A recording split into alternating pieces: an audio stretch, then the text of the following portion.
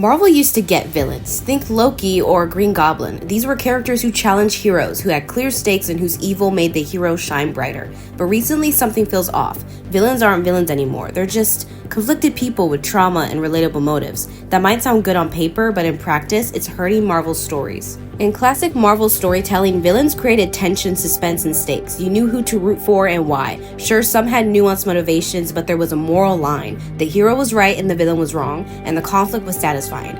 Now, studios are obsessed with making villains morally gray. Every villain has a tragic backstory. Every evil act comes with an explanation, and suddenly the hero's actions feel questionable. The result? The heroes feel like they're being punished for doing the right thing. The tension is gone and audiences leave confused or frustrated. Don't get me wrong, I love a complex character, but Marvel's recent films often make villains too relatable. Hela destroying Asgard? Fine, she was tragic but powerful. But when villains like in some recent Marvel projects are essentially misunderstood or traumatized, their actions lose weight.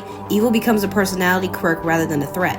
And if the audience sympathizes with the villain more than the hero, the story's moral core collapses. Morally gray villains sound deep, but if every villain is morally gray, you run into a bigger problem. The stakes vanish. You can't root for the hero as confidently, and climaxes feel less impactful. Marvel is starting to blur the line between right and wrong to the point where tension, fear, and suspense are diluted. So how do they fix it? Number 1, bring back stakes. Villains should be dangerous, smart, and threatening. Heroes need to struggle against evil, not apologizing for being good.